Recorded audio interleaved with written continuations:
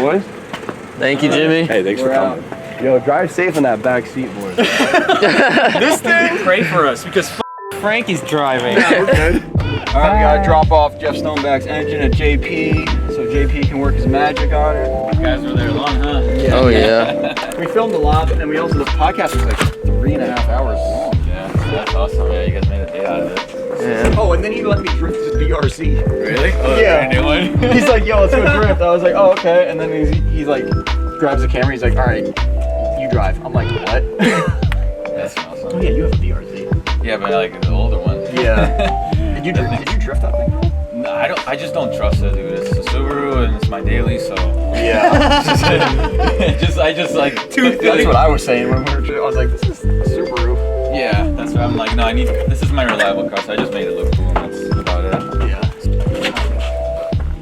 You guys can come in if you guys want to walk around. Yeah. We'll take a little quick tour. Put these away. This is Tom's SR. You can just close that garage door. Yeah. This one's Tom's.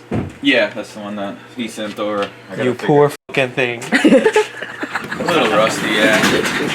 But yeah, this is the back. This is like the dirty room. This is where we get all the dirty stuff and we clean it up. For some reason, I love the smell of machine shop. Yeah, it smells like cutting oil and shit. Yeah.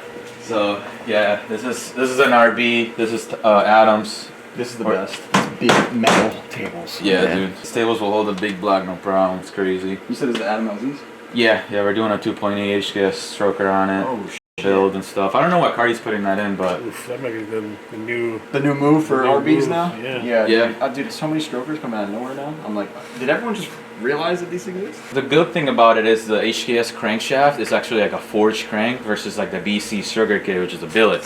So the HKS crankshaft is a lot better Okay. than the other stroker kit. So But then there's other parts of the HKS kit that you don't really like that much, right? like the pistons, I'm not a big fan of. Like the older rings, technology. yeah, it's like a little bit older. But the crankshaft, for the stuff that we do, is plenty fine. Yeah. But like I said, it's a really good kit, and especially if you have to buy a crankshaft for an RB, like you buy the whole kit. If you need if the crankshaft's messed up, and you're gonna be like what, $1,100, $1,200 that they're brand new from Yeah. OEM, so you're better off saving up and you buy the stroker kit. That's what I was saying. That's the reason I got it. Yeah. I was like, I buy pistons, rods. I was like, I might as well just get a stroker. Might as well It's get the not whole that and crazy. you got got everything. So this I is like this rack of rods right here.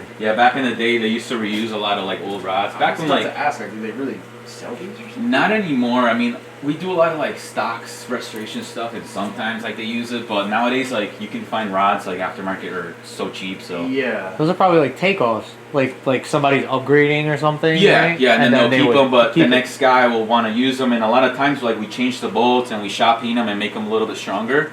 But like I said, nowadays you can buy a whole rotating assembly from Yeah. Jags or whatever, and gets to you in a day. So, but this was back in the day, like they used to do this. So like, you can tell they're dusty and How they're long has just this been here, this shop? since '93 they moved in here. Okay. So, but he's been around, I think, like 40 years. Right here, actually, you got to clean your GTIR head a little bit. So this is what it looks all cleaned up. Cool. Yeah, pretty nifty, like how it is. Like Oh wow, you got Yeah. cranking on that already. this is the I already. This like, is the that we dropped It's off been earlier? here for Yeah. 5 minutes. It's already yeah, halfway it looks done. like. Should we just yeah. wait for you to finish? I wish I could do This is that, what you but- dropped off earlier? Yeah. Oh, like all the weird GTIR Yeah, aspects of yeah, it, right? dude. It's sick, right? It's honestly, I'm more impressed by these ports. Like the way these ports are, like I they didn't look. even know that. They kind of look the same as the S13 high top, but these sports dude are like the way they're shaped are so much better than the regular S13s, dude. Yeah, it's I weird. was Like, actually- you see all this technology in the car that like no one really, well, That's- we don't care about. Yeah, but like you can tell like Nissan really spent their money on that car and like the ITBs, the upgraded turbo, the bigger head studs. But like, here's the confusing part: the year that car came out. yeah, It's like before Like- the S14 engine. yeah, I'm yeah. like, what? It's just so weird. It is. Like you would think they would make all Yeah. of them like this, dude. Like, dude, SR20s would be the tits. Like if they were all like this. Like Yeah, I you just wouldn't don't have know. rock arm issues. You would, dude. This head alone, like, oh my god, like I want to put it on the floor bench so bad. Just Could you because, put? like, Is there any way to make this fit a rear-wheel drive?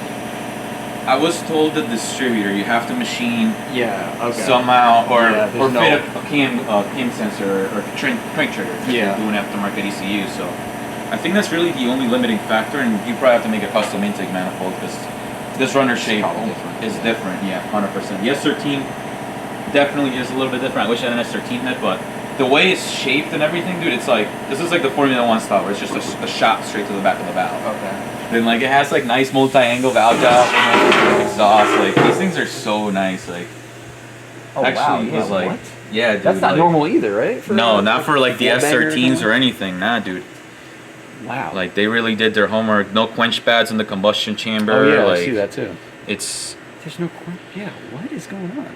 it's definitely, I don't know. I heard some, the Pulsars were like engineered like in like England too, and like they had like some weird foreigners helping with the development of that car. Okay. And I think that's why like these SRs were like so peppy and pepped up like that Damn, we got screwed on the railroad drive. Soviet stuff. Yeah. But that's the best. Yeah. love seeing that when I come here.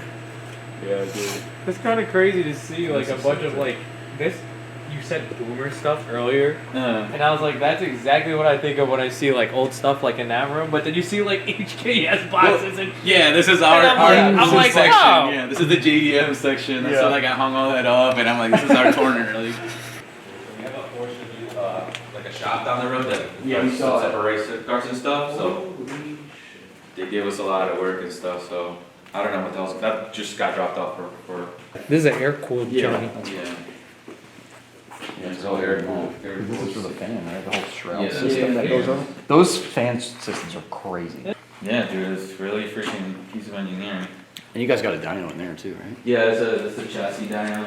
Yeah. And all the stuff that comes in through here, dude. Like we've had Paul Newman's Porsche stuff come in here. Like, Damn, that's cool. Insane race, dude. I'm like, how the hell do you guys get these type of jobs? Yeah, like, yeah, it's yeah. like absolutely mind blowing. That's why I tell them, I'm like, dude, this shop should be super famous. Like Yeah. the stuff that comes in through here is absolutely nuts. There's so many shops like this though, like around the country that are like unknown. Yeah, that's what it is, and it's just those unknown shops, dude. Like Yeah. I never heard of this place before. Like I was like, oh, I want Matchworks to build my engine. Like that's Yeah. And you have like CNC porting stuff. But it's all set up for like D8 stuff, I guess. Yeah, that's mainly what they do. I've been trying to push them more to do like SR stuff and trying to make them see like that there's a big market on it. So, but eventually we will get to that. I think. I hope. I think so, just cause like the quote unquote boomer generation, right? These are their toys, and then our generation is coming up now. This and is it's- gonna be us. and it's time for our toys. Like Yeah. it's inevitable. Like these are all gonna be SR parts and shit. Yeah, that's in the future when I'm on shop there, it's gonna be like this, just like RVs, SRs, KAs, like. God damn. Big as hell. What you're looking at here is a circulator. Oh, this is an engine dyno room? Yeah, this is where the engine gets dyno. Damn. You don't really see No. that often, so No. like I think that's sick. Yeah, no. personally. Machine shops that we have near us, I haven't seen anything like this. I haven't seen a dyno. You know why? Yeah. Because there's no place for them to have some sort of thing like this without paying an arm and a leg down the facility. Look guys, my flashlight. I'm not the only one with one. Oh, you have that old school Yeah. snap-on? They People make fun always of it comment every on time. that. Yeah. They're like, yo, you got the OG snap-on. Nowadays everyone's making fun of my light, so. Yeah, I can make fun of it too. Like we have the old big drills too. It's like super old, like when Snap-on was just starting. Yeah. Dude, this is sick. What the hell is this? What in Yeah, these are all drag motors. Yeah. Oh my god. Damn. A lot of nitrous, like all these nitrous lines, freaking. What in That's the... what you mean, sort of. Hey yo, I seen Dominic Toretto got the same one. That's What the that's a hell? pretty engine. The size of the belt. And what the fuck is going on? This is some Dom Toretto shit. Yeah, dude. Dude, and it sounds so crazy when they dyno inside, like the whole floor Like rumble. Everything's like 1,000, 1,500 horsepower. We have this big block Ford over there that's all motor and makes 1,600 horsepower, dude. All motor With 16? an 800 shot of nitrous. Like, Motor? I'll show you it. It's all torn apart. It's getting rebuilt, but you'll see like how massive this stuff is. Like these are the heads for it. Like these things are. Yeah, dude. These are the heads for that engine. Like, they all turn into small people? look at Honey, this. we shrunk the kids? We shrunk the This kids thing's, right now. like, all gas ported. That is the size of a whole SR. Where's the dome? Where's the dome? Right? Yeah. What the? Yeah, look at that. This is super, like, yeah. This makes our stuff look like lawnmower engine stuff. Like,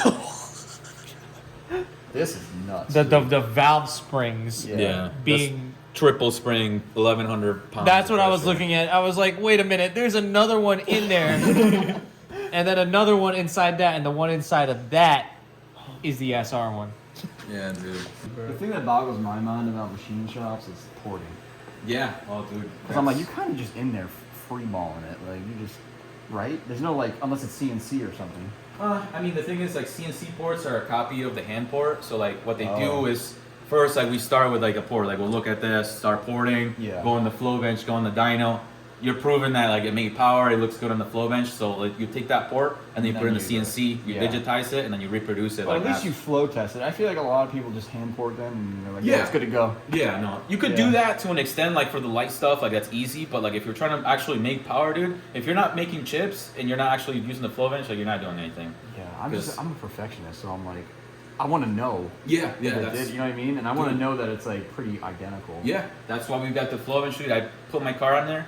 I bent my valves and I ported my exhaust on my V, and it made like 40 foot-pounds of torque more. I think I saw. After porting the exhaust, dude, I was blown away. I was That's like, dude. crazy. And I used to not believe in porting. I was like, I'm gonna waste my time on that, and then like. It's one of those things where you're like, does this actually work? Yeah, no, dude, it's the whole world. Like I think. When you're on like, Forza, it only adds 5 horsepower. Yeah, exactly, dude. But like over here, it adds like 100, 200 horsepower, dude. Like. Yeah, for this stuff too. Yeah. Oh, dude. Yeah, because right here you're multiplying by ×8, so like port jobs are everything. There's so much stuff everywhere. Like how much of this like is usable?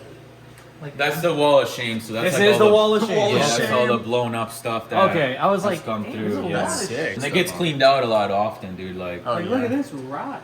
yeah, big aluminum rods. That looks like a femur. Some of these are just. Yeah, that one. Is that a valve in it? Yeah, that's Dude. literally a valve. Yeah, let's take that one out.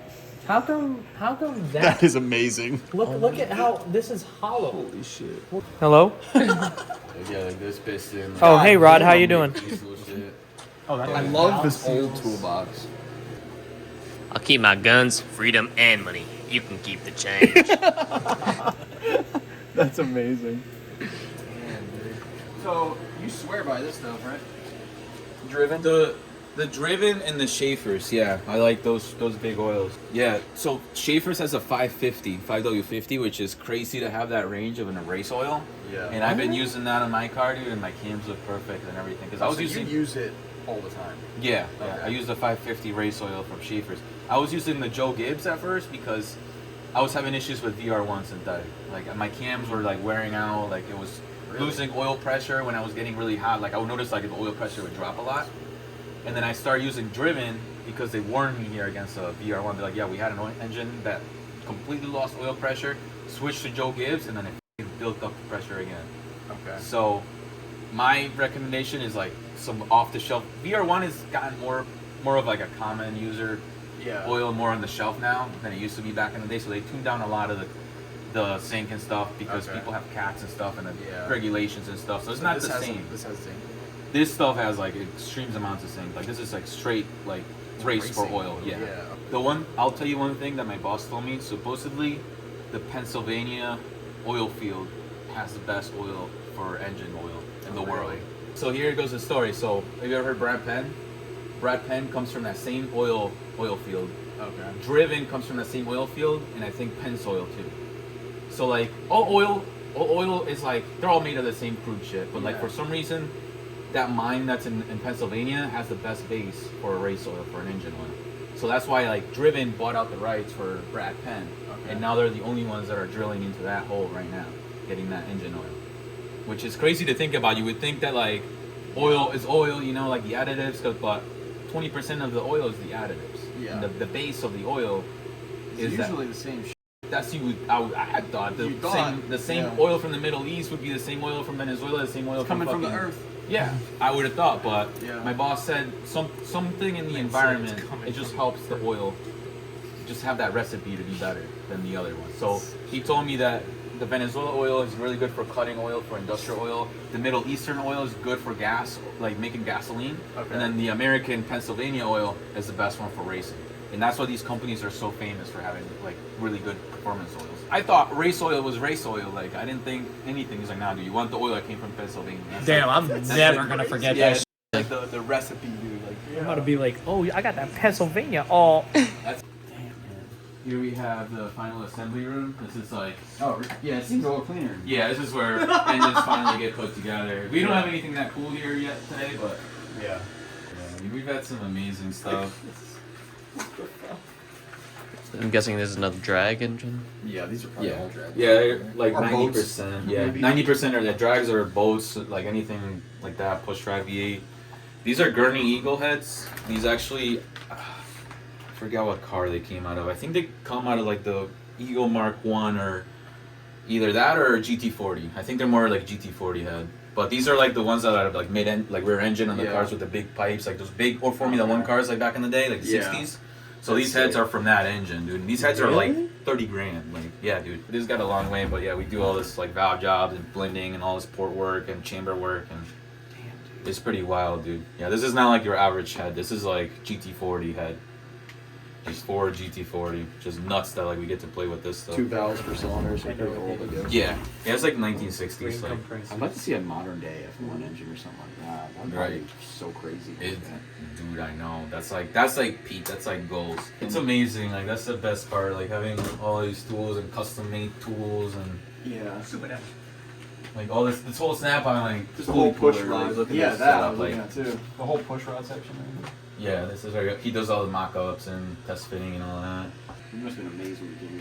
Dude, The yeah, first time? it was like a kid in a candy shop. I was Yeah. like, I want to work here. Like, if I'll take a pay cut. I want to live this. Like, Yeah, that's yeah. what I- Do you learn something every day when you hear stuff? Dude, yeah, every day. That's why I don't want to leave. Like, I'm Yeah. like, dude, this is like a learning experience every freaking day. Like, and every day I'm like stoked to come to work, see what's going on, like what's new. Or such a great place to be at.